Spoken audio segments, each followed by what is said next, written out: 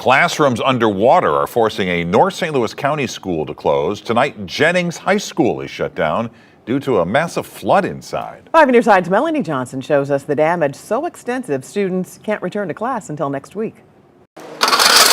A cleanup, canceling class, and a welcome back no one was expecting. There were approximately 3 classrooms that held standing water, and the band room also. And then, of course, the cafeteria and the connecting hallways. 5 on your side, surveying the damage of a water main break at Jennings High School.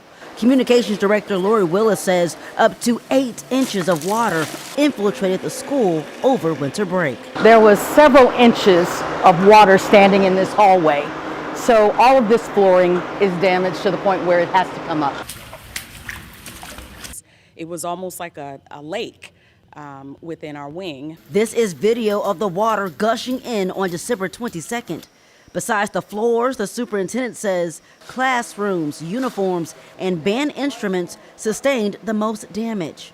Trophies boxed up, narrowly escaping the flood. There's the pipes that you can't see, and that's what happened to us. It was under the building. School officials tell me this is where it all started in the cafeteria. This old pipe broke and flooded most of the school, making it the most extensive damage the school has seen in recent years. The high school is indeed an anchor in the Jennings community. And so our anchor has been jarred a little bit, and it's okay.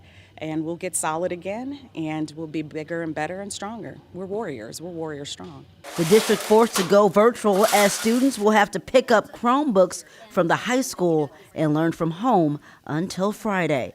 Classes are expected to resume January 12th. Melanie Johnson, 5 on your side.